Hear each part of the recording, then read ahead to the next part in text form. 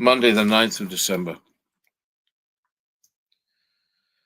We got betrayed by President Bashar Al Assad himself. I know this for a fact. This is the words of senior commander in Division 4, Christian, officer. We got betrayed by Bashar al-Assad himself. The orders to withdraw from Homs were given just as he was about to board his flight for Damascus. The orders to withdraw from Homs were given by Bashar al-Assad when he was in the Russian airbase about to board his flight for Moscow. Sorry, get this right. This, that I withhold his name. This commentary is coming in. I was fascinated by this. I'm going to play other parts of this clip. It's almost like an interview that he's having with a soldier that was on the ground fighting. It was a senior commander in the Syrian military that was apparently a Christian in Division 4. And he had a friendship with the guy. And the guy, he was having these commentaries based on the day as it was taking place. And I got to be honest, it's a sad listen. I have heard soldiers talk about how it feels to lose a war, like where you are literally conquered, and how it's somewhat of a traumatic thing. On some level, you feel like you've let the country down. It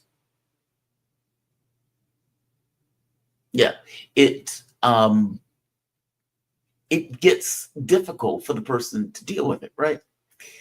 The soldier, is effectively talking about his experiences day by day by day as each city fell. And in some cases, they were hopeful. In some cases, they thought, we can do this. We can hold back the night. We can push them back. And then in other cases, there was this kind of weird I don't even know if it was a propaganda war. I would say from our point of view, we were just confused. And in looking at it, and being confused and looking at it, we were like, okay, well, some of this stuff is contradictory. Did they stay or did they fight or did they leave? Why is Assad seemingly melancholy? It was just very strange. The entire thing was strange, especially the speed at which it happened. All right. I cannot verify this. So I just want to be very clear. It's a point of view of the person, right? And let's assume for the moment that the point of view is legit, meaning the person is on the ground and he's experiencing those things. And this is the point of view of that person on the ground. And this guy is not just lying about it. There's a logic to it, I suppose, where it does tie together many of these disparate elements that were taking place during the course of the conflict.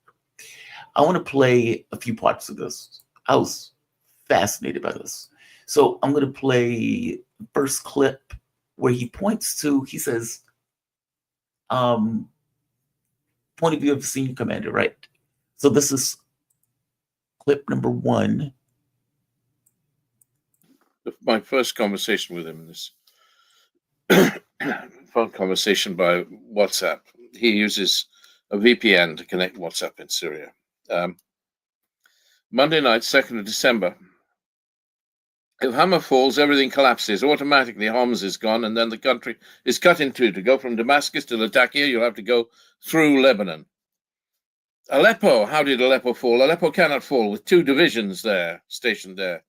Betrayal played a major role. An entire division, 10,000 soldiers, vanished without trace. Within the first 24 hours, our military communication system was completely jammed, led to the rapid loss of territory. Only the Russians managed to re-establish central command. Nobody understands what's going on. The only worry is how to retake Aleppo without a bloodbath. A lot depends on Erdogan now, and he's no longer rational. He's getting Alzheimer's. He's not really the decision maker in Turkey any longer.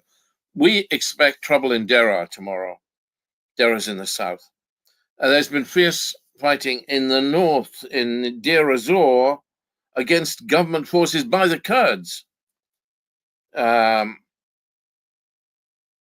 in northern Aleppo, the Kurds have been flirting with the government forces. Our forces went south, leaving the Shiite city of Zahra exposed to its fate. And the Kurds are protecting the minorities in Aleppo. That is fascinating. He is effectively saying that the Kurds are ending up fighting in two respects. And later on, he's going to go further into it, effectively saying that the Americans told the Kurds to fight the government. So the Syrian government or the army was fighting the Kurds in one sense, and all of these other disparate groups. I mean, they were like 5 or 6 different groups that were built into the offense that was coming at the Syrian army at the time. And to make his point, where the divisions were just vanishing, well, look at this. All of these are just stuff left on the road. Tanks, vehicles, all of that stuff. There's another one where you could see all of these people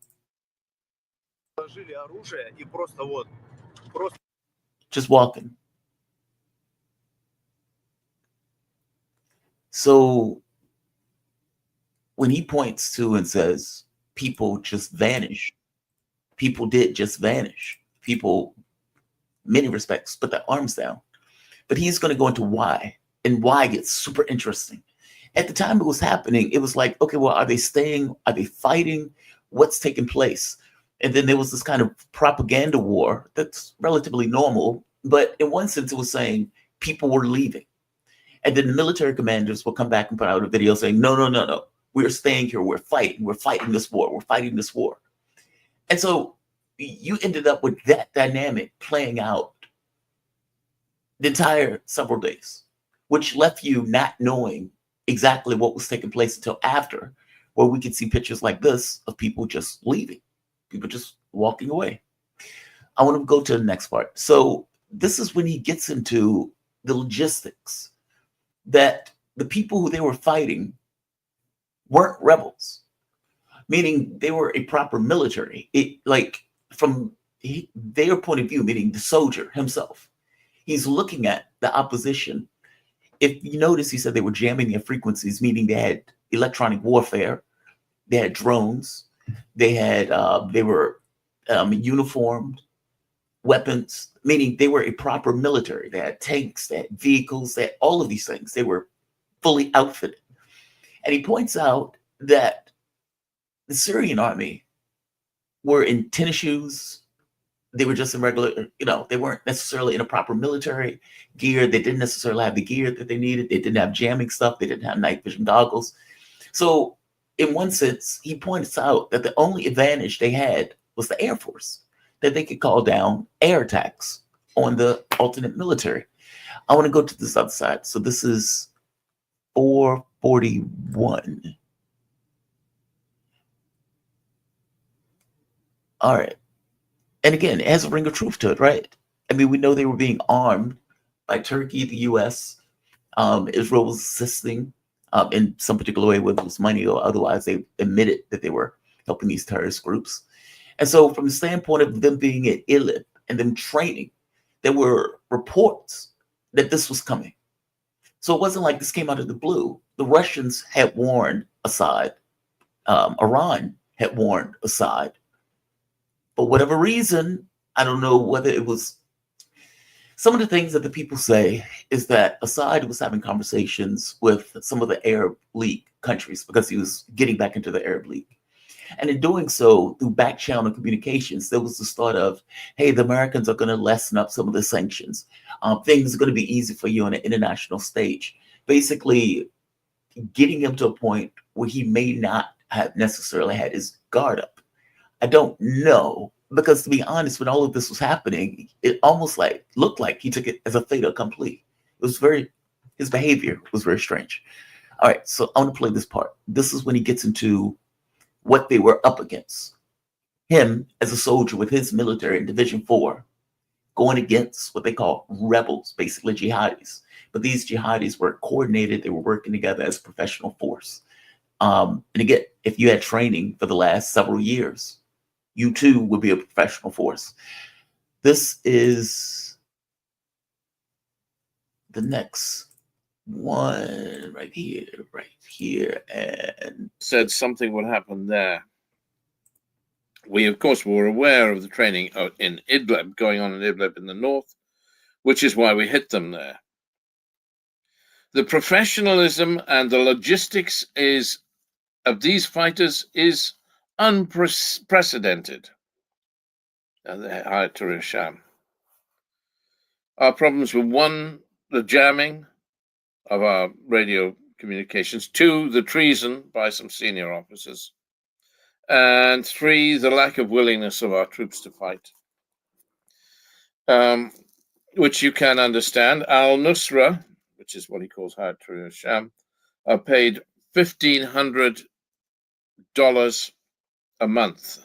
Our troops are paid $50 a month. So you can only imagine the spirit of our soldiers. Our soldiers wear sneakers, Adidas and Nike. Their soldiers wear full army uniform. Their soldiers look like regular forces. We look like the militia. Hama seems to be standing. The government understand that losing Hama will be a game changer. With continuous air support, we have a chance. But how can we ever retake Aleppo? A bloodbath or a deal? All right, so there were a few points in that. A, air power was the thing that they had as an advantage. There was that. The air power was somewhat limited, but fair enough. That was one of the advantages. But the equipment, like the time frame that these guys, in 2015, so there was 6 years. So in all of that time that Astana deal was in place, or Astana process, whatever they call it, they were training. They were getting equipped. They were becoming a proper military. If you heard Jelani, when he was in that interview with CNN, he said, well, we got very disciplined and, with God's help. And it's like, yeah, God and billions of dollars from the United States, Turkey, and years of investment in regards to training, equipment, and everything else. Yeah, God and all of that will make you a proper military, which is what they were effectively fighting. That is fascinating. He also points to treason. Their soldiers were only getting $50 a month. Turks were paying $1,500 a month. I would imagine some of those people were bought off. So when he's saying treason, hey, here's some money, go away. Thank you for the money. I'm broke. So now I'm going to take this money. I'm going to leave. Not to mention, again, it didn't seem like Assad was drawing all of that much national fervor in this context. So you had some people who just didn't want to fight because of the situations that they were confronting. You had some people who were bought off, and you had some people who were told to leave. All three were happening simultaneously as they were fighting this, I don't want to call it the superior force, but even in his notes, it comes across as if this was a challenge. This wasn't like we are the military and we're going against rebels who are poorly armed with just AK-40. No, it wasn't that. It was the military. In fact, calling it rebels gives it a wrong connotation associated with it. The US and Turkey had armed them to the teeth. And I wonder if Assad's behavior was reflecting the reality of what he was confronting. I don't know. It's just, it answers questions. I'll put it that way. Here's the other one, 921. He gets into the Kurds, backed by the US, why they were fighting.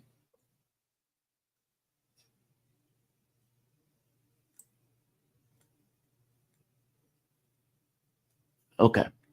Yeah, he gets into the Kurds and why they were fighting. This is what he says with this one. The Kurds have taken it, then we've retaken it, then the Kurds have taken it, then we've retaken it. What does encourage us is that a large number of Arab tribal leaders have joined forces with us. They don't like the insurgents, us, and therefore they should fight us at this moment.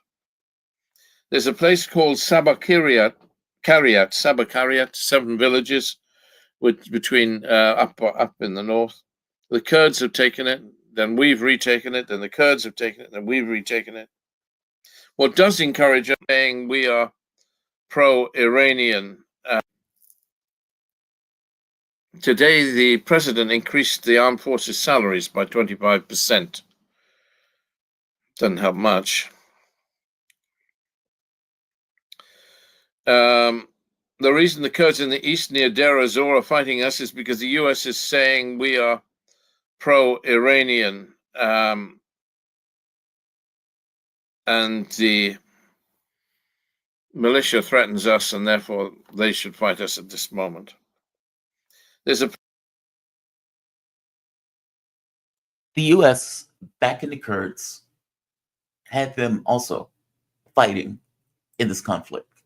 So you had the Turks, you had the Kurds, and you had al-Nusra. I mean, with all of this alphabet soup of names. I guess my point is, this is a hell of a force that is coming at the Syrian government. I want to play one more before I get to the last clip. The jihadists had electronic warfare, meaning Syria didn't have the stuff. I mean, Russia had some capability with it, but at the end of the day, the Syrian military didn't have it. And they go into this thinking, what the hell? These people are armed to the teeth. Come on. This, and this. Come on. Don't freeze. Why you freezing? There we are. In the villages around Hama are fleeing. The Ismaili villages, there are a lot of Ismaili villages around Hama, Shiite, you see, are also being evacuated. I mean, so they have done a fantastic job.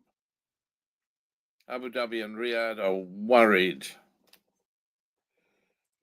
If we can pay well our soldiers and if we have political support, we might do better. Today there was 7 minutes of jamming in Hama. I asked him, what's that mean? 7 minutes of jamming is nothing. He said, no, in the middle of a battle, 7 minutes of jamming when you can't reach your command is frightening. In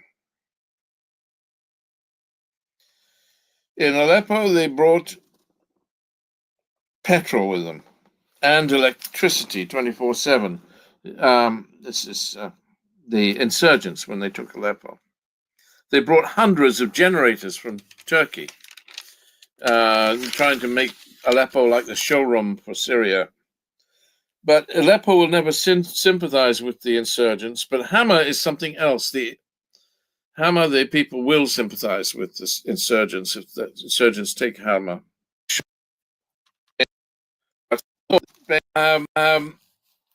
We had the upper hand in Homs.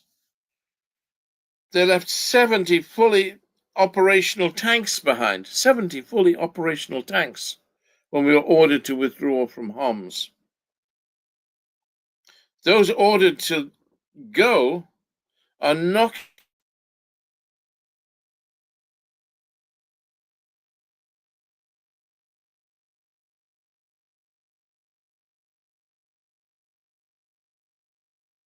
money, because the outcome of the Baghdad and Doha meetings was not bad. Nobody knows if the orders being issued to the troops are coming from the president. Okay. They're confused. Like, they don't know what's going on. He even said it. Nobody knows where these orders are coming from. It's chaos. They're being jammed. They're facing the superior military. Some of the people are leaving. Some of the people have been paid off, and they know some of those people have been paid off. And their group is still there fighting with some of the other groups that still continue to fight, that has some level of communication with leadership.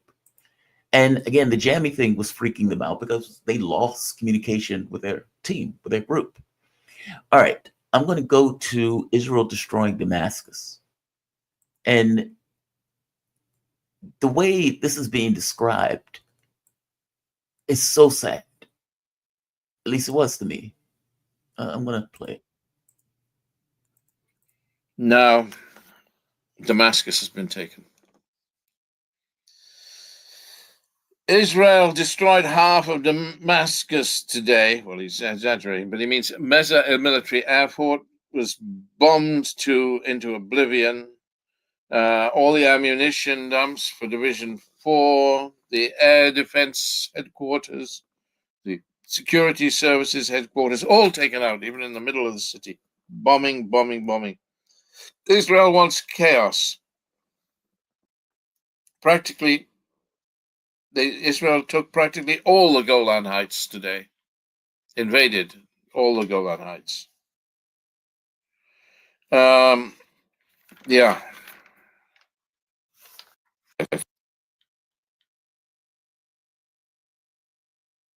I think what's sad about that, at least to me anyway, is they're losing, their homeland is being carved up. It's almost like you're a soldier, you're fighting for that particular country, and in one sense, you are effectively being beaten by an invading military. And at the point where these cities are falling, while you are still fighting, Israel, out the blue, destroys all of the military armaments, basically disarming the country. So even if the country could cobble itself back together, it won't necessarily have anything in regard to any kind of way to defend itself. And again, the military is the beating heart of the state. If you don't have a military, how do you defend yourself at all from any sort of invading force? For that matter, your neighbors. I mean, at this point, Turkey and Israel are right up on it. I mean, the same thing is true for Lebanon, just because of where Israel invaded. It is a difficult, and again, that's assuming Syria even stays together. I'm very skeptical. I want to play this last part. Listen to what he says. A realization that he came to, I believe this was December 12th, if I'm not mistaken.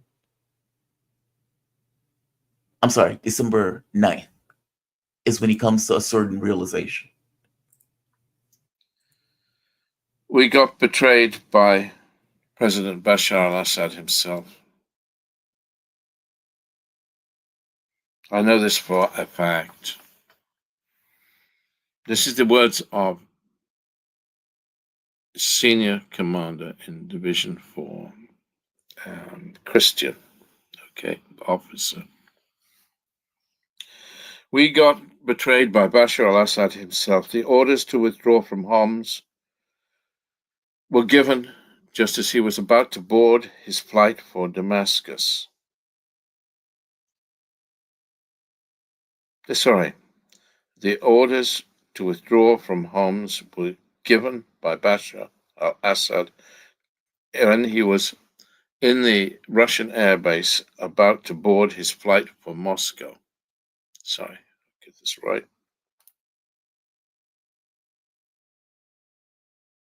What comes after this is just ethnic cleansing. Meaning the next thing that he goes to is talking about, at that point, soldiers asking people or looking at women, and if they're not necessarily wearing a headscarf, they get spit on. And if they responded to the fact they got spit on, they got killed. Not to mention people being dragged through the streets. I can't show those videos on here. They would not just demonetize that video, they may take my channel off entirely. But the videos are available if you want to see people being killed in gruesome ways. These are the democracy-loving terrorists that they're telling us is going to bring freedom and democracy to Syria. And one last point. This whole freedom and democracy stuff that the people are selling. This is Jelani, the new diversity-friendly jihadist, ISIS fighter, al-Nusra fighter that has taken over Syria. He's given a statement to the country. هذا يدل على عجز في I قدرتنا على إيصال الحق إلى الناس. decoded this, والإسلام دين حق، يعني هو meaning قوي I على actually put this through a translator تاج because I wanted to عصا لمن see يقف في وجه. what he was saying in the speech. This is a translation of the speech. The Ministry of Religious Endowments is to hold accountable those who violate public morals. We have turned, we're enthralled into a conflict of power, and there are a lot of issues. Give me 1 second. I need to put this in a different spot. There we are. The Ministry of Religious Endowments is to hold accountable those who violate public morals. We have entered into this conflict of power, and there are a lot of issues that arise. We, though, or thought that it should be part of the Ministry of the Interior, and the Ministry of the Interior should have morality police supervised by some Sharia brothers and preachers, and the size of the call prevails over the side of the stick. Now, from my understanding, what that meant was effectively, it's like, look, we will have morality police, and either you follow what we are saying in regards to Sharia law, or you will be made to follow through some level of balance what we are telling you in regards to this law that we're enacting. They are effectively instituting Sharia law. And again, for anybody who saw Idlib, it wasn't like Idlib was this bastion of democracy. They ethnically cleansed that area. Those people were driven out if you weren't necessarily of a particular sect. I'm saying that the days of women in beaches with bikinis, men walking around with no shirt on, alcohol, that stuff is over. This is a Muslim country under Muslim rule. This is not a democracy in any sense of the word. This is not going to be diversity friendly. All of that stuff, all of those things were lies. And at this point, we don't even know if it's going to stay together. I don't know if this is flat fact true. This is just one person's point of view. And again, you're in the military, you have a certain point of view based on things that are taking place, and you feel certain ways as a soldier. I don't know. I would say that some of the stuff that he's reporting did happen on the ground as he was reporting it happening. And the people leaving, the people being paid off, all of that stuff seems to be true. Some people just not wanting to fight also seems to be true. At a certain point, Bashar Al Assad did get on the plane to go to Moscow. And yeah, if you were a soldier, you were fighting in that military, and you heard that he gave the order for the people to pull back, you may feel some kind of way. We don't know what deals were made. Bashar al-Assad, this time around, just seemed to be resigned to his fate. It was almost like he was taken as a fait accompli. At some point, I would imagine this stuff is going to be dissected and written about, where people are going to be behind the scenes, where they can figure out what was taking place, why it was taking place in the way that it was. At this point, we're reading tea leaves. But I don't know. I mean, I give it some level of credence just because it sounds plausible. But again, I can't take it as 100% fact. There's no way to know. And even if it is true in the way that the guy said it's true, is one person's point of view, without necessarily knowing what other factors were going on in other parts of the conflict, or for that matter, even the conversations that Bashar al-Assad was having. From my understanding, he decided to give up power in that situation, in which case I guess he called the forces back. But I don't know. It's fascinating, I'll put it that way, and deeply heartbreaking, especially when you're listening to this realization that that territory is being lost. These the fight is being lost. We're being outmatched. These people are a proper army. They're getting paid $1,500 where we're only getting paid $50. Even when they went up on salary, I mean, there was no contest. It was like $75 and compared to $1,500 a month. So digest it for yourself. Come to your own conclusions. All right. I'm going to say like. I'm going to say share. I'm going to say subscribe. I think I probably do have one more tonight since I'm wide awake. But definitely catch me in the morning, 7 a.m. to 10 a.m. Monday through Friday. I am here. We have a damn good morning show. I call it the best damn morning show on radio. Well, YouTube, podcast, whatever you want to call it. Also, you can always support the work, PayPal, Patreon, Super Chat, or stickers, whatever you want to call it. All will be read, providing they're not sexist, racist, or bigoted. So I'm going to end this. This went longer than I wanted, but I thought it was interesting. And hopefully you guys thought it was interesting too. Hopefully you get something out of it. Like, share. Oh, by the way, the guy's channel is this. Don't want to take credit from him.